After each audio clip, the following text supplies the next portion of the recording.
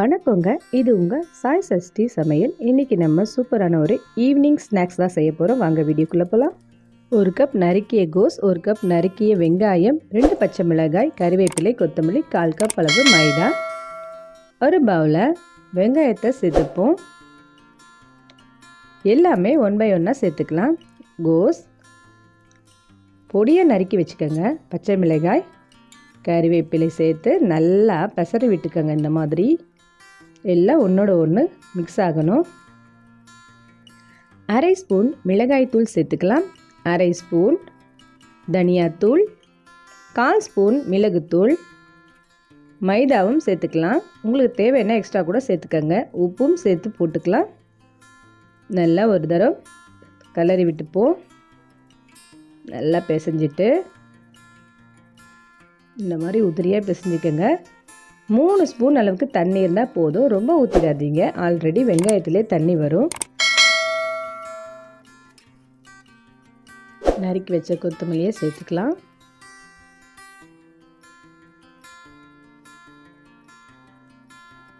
ரெண்டு பிஞ்ச் அளவுக்கு பெருங்காயத்தூள். வடை மாவு பாத்திரத்தில் ரெடி பண்ணிவிடுவோம். கடாயில் தேவையான அளவு எண்ணெய் விட்டு நல்லா காய விடுங்க. கொஞ்சமாக சீரகம் சேர்த்து நல்லா கலந்து விட்டுக்கலாம். இப்போ வடை மாதிரி தட்டி அதில் போட்டுக்கோங்க. உங்கள் விருப்பம்தான். வடை மாதிரியும் போடலாம், போண்டா மாதிரியும் போடலாம். மிதமான தீயில வச்சு நல்லா பொரிச்சு எடுங்க. மழைக்கு சூடாக இந்த மாதிரி சாப்பிடும்போது செம்மையாக இருக்குங்க. நீங்களும் செஞ்சு பாருங்கள். திருப்பி போட்டுடலாம். நல்லா குயிக்காக வெந்துடும். ரொம்ப நேரம் வெயிட் பண்ணணும்னு அவசியம் இல்லை. நீங்கள் கலருக்கு வேணால் கேசரி பவுடர் கூட ஒரு 2 பிஞ்சு சேர்த்துக்கலாம். நான் எதுவுமே சேர்க்கலை, அதுவே நல்லா தான் இருக்குங்க. இப்போ 2 சைடும் நல்லா திருப்பி போட்டு வேக விட்டாச்சு. ஒரு நிமிஷம் அப்படியே இருக்கட்டும். இப்போ எடுத்துருவோம். நல்லா எண்ணெயெல்லாம் வடிச்சிட்டு எடுங்க.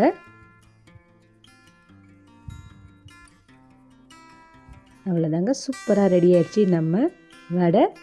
இப்போது மீதி இருக்க மாவையும் தட்டி போட்டுக்கலாம். செஞ்சு பாருங்கள், சூப்பராக இருக்கும். மறக்காமல் என்னோடய சேனலை சப்ஸ்கிரைப் பண்ணுங்கள், பெல் பட்டனை ப்ரெஸ் பண்ணுங்கள். அப்போ தான் நான் போடுற வீடியோ உங்களுக்கு வந்து சேரும். இப்போ அந்த எண்ணெயிலேயே கருவேப்பிலையை 2 கொத்து உருவி போட்டுடலாம்.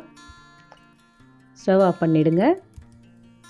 நல்லா பொரிஞ்சதும் எடுத்துருவோம். எண்ணெயெல்லாம் வடித்து எடுத்தாச்சு. இப்போது நம்மளோட இந்த வடையில் சேர்த்துக்கலாம்.